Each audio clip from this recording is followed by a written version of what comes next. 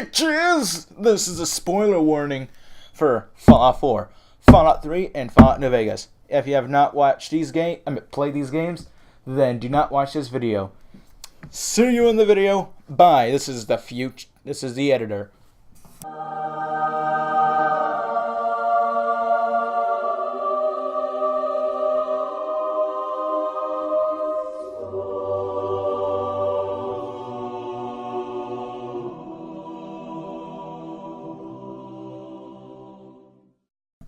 Hello, my sexy coffee beans. I'm Motojova, and there's been something that's been on my mind for a while. I always wanted to say this on the internet, but at the time I didn't really have feel like I was comfortable enough to say it, I guess, or felt like I had the resources to properly do it this way. Mostly because I did it on Twitch, and I won't lie, I kind of hate Twitch because I won't be able to, as I'm not allowed to edit videos and all that. Either way, I wanted to talk about how Fallout 4 and the real reasons on why I personally think it's actually not as good as a game as it actually could be. And you guys may try to blame developers, and yeah, there is some things that are on the developer side on this. Like, this is just going to be a short video. Sorry for my own conversation, my own thoughts here, but just going to say, this video is going to be short, or possibly the same length. Either way, the real problem why Fallout 4 is just absolutely terrible is, one, the fans wanted a game that's more colorful and vibrant in a setting that is supposed to be depressing, and actually makes things more impressive when a setting is set to be depressing. Fallout 3 did it perfectly by having all the colors be low in selection, and for some reason, in most people's words, bland.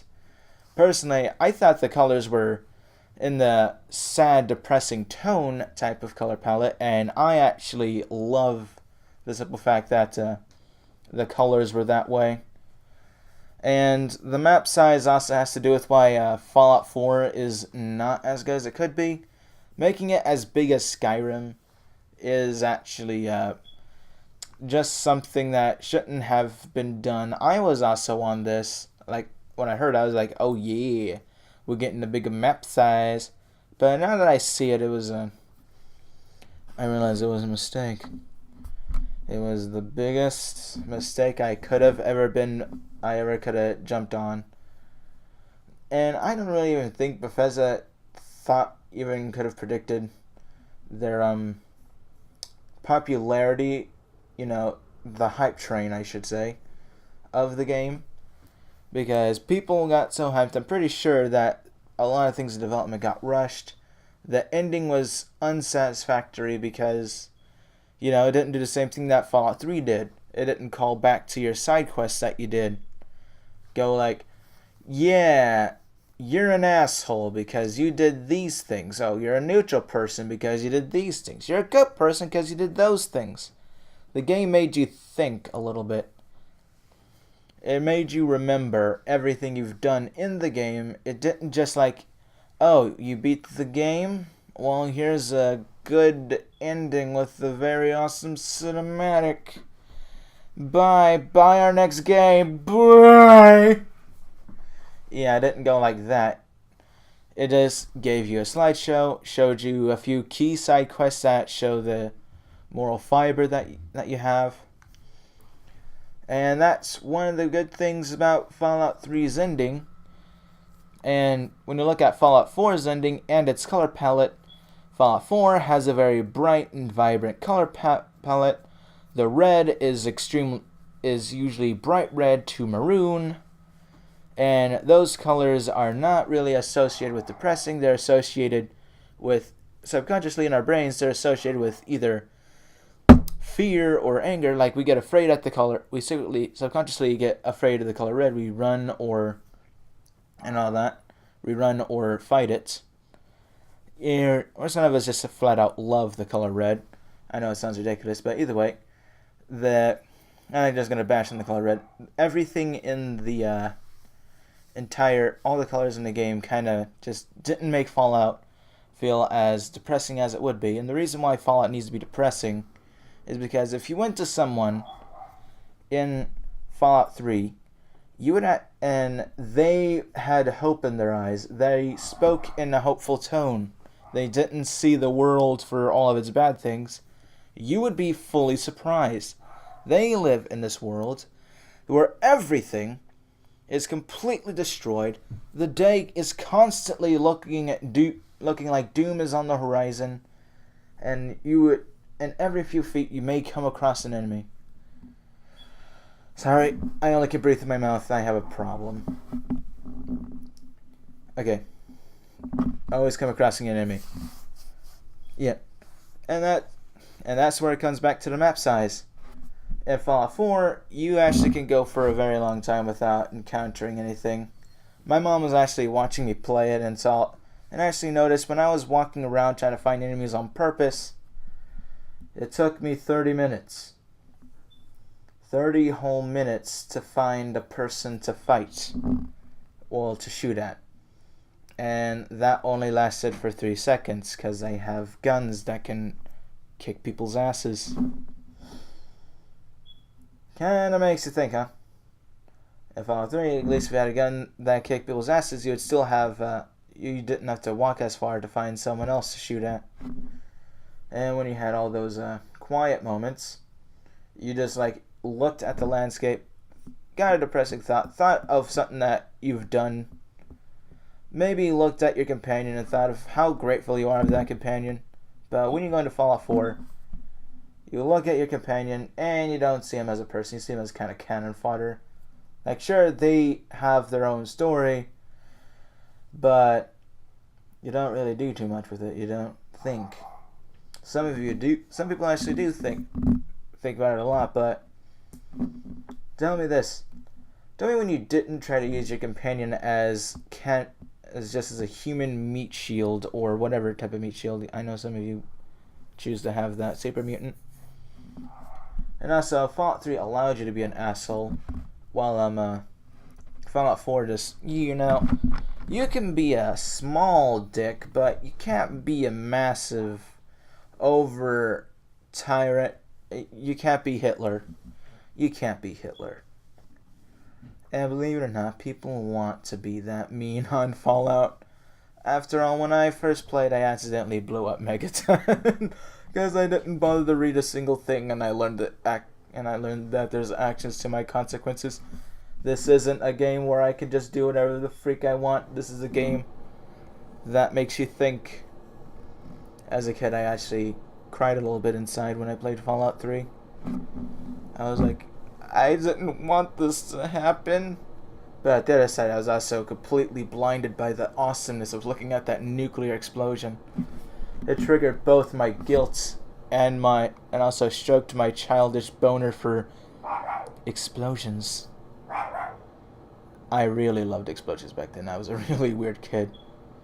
And I guess you could say I also liked the look of fire. I actually did draw it a lot when I was a kid. Huh. I drew a lot of explosions of fire. That is a surprising turn for this one.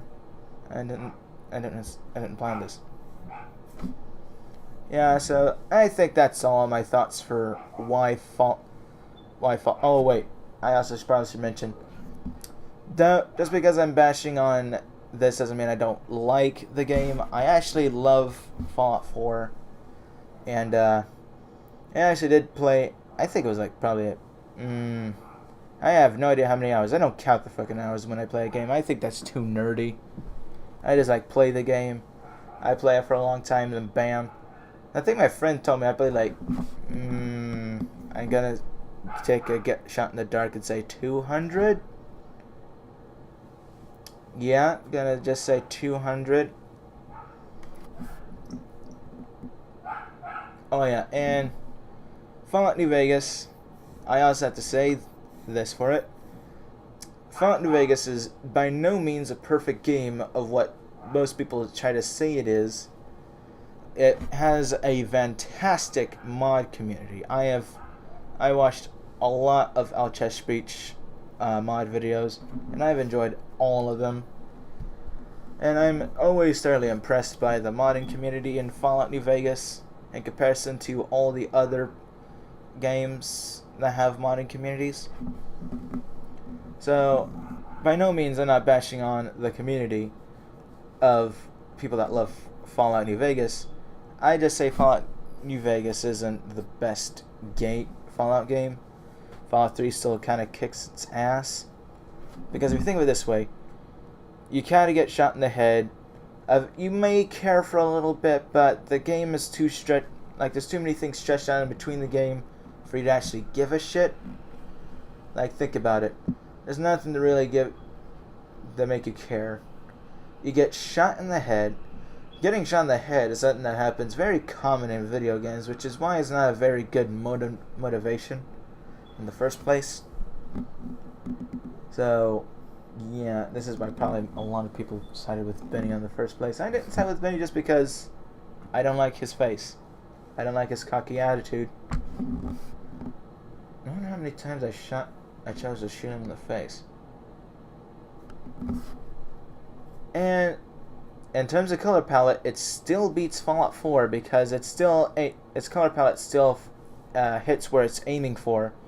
Still has the post-apocalyptic, barren wasteland colors mixed with more Western elements because everybody's speaking a more Western tone instead of the high-rolling New Vegas tones that you would high-rolling Vegas tones, certainly New Vegas, that you would normally see if you went to Nevada, Las Vegas. Now, if you actually did go to New Vegas, you would see the things that you would probably expect to see from an actual Vegas trip. Like, when it comes to New Vegas, they hit their mark on the ballpark. Didn't hit the mark with the story because it didn't drive you in for motivation. At least when Fallout 3 tried to drive you in for motivation, it was for your dad. And you get pretty and a lot of people that love their dads, they get pretty emotional over it. You lost your dad, you think you still have that mind of a child because you just literally went through this thing so fast. You were a baby, then you became a child, then you became a teenager, then you became an adult, a 19-year-old adult. Your father leaves the vault, and you just go after him. Personally, you don't know why, but then you learn, as you go through the game, you learn more about your dad, you learn more where he's at, what he did before you were around. Everything, it just kept everything together well, in my opinion. The trip felt well worth it because you went to Megaton. You got some information on your dad. People told where your dad is. People told you about your dad, what they knew about him, which was very little in Megaton. Then you head to Three Dog inside of DC. Oh yeah, by the way, I shouldn't have to put spoiler warnings in here because this is a game that's old, but I guess I still have to do that because you guys just love them spoiler warnings. Spoiler warning, spoiler warning, spoiler warning. I really should have put that at the beginning of this video. I'm probably going to edit that and put it at the beginning. Okay. And when you go meet Three Dog, he tells you, you do this thing for him. He tells you where your dad said he was heading to next. It tells you about Project Purity and how your dad wanted to help purify the world's water supply of radiation. I still remember that Bible passage that he told me. I always think of that Bible passage so fondly. The game made me so emotionally invested. I just remember it so well. But I don't feel like saying it. I almost cry every time I think of it.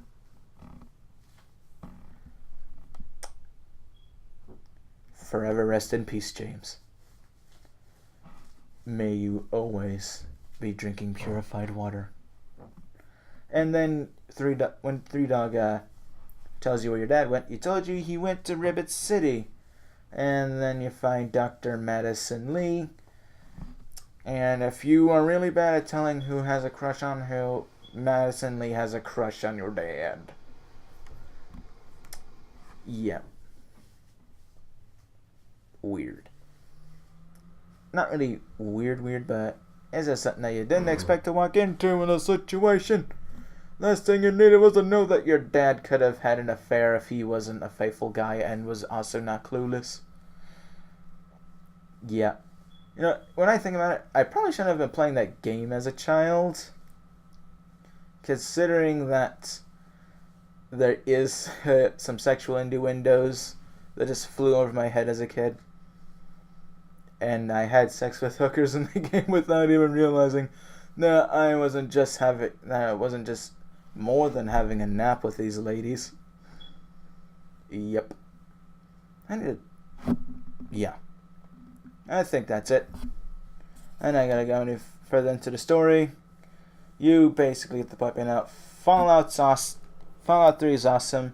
Fallout New Vegas is K. Fallout 4 just didn't deliver what it needed to deliver, both in pacing and color palette. It just needed a little bit more effort and love. You know what I'm saying. Either way, I'll see you guys in the next video and drink lots of coffee.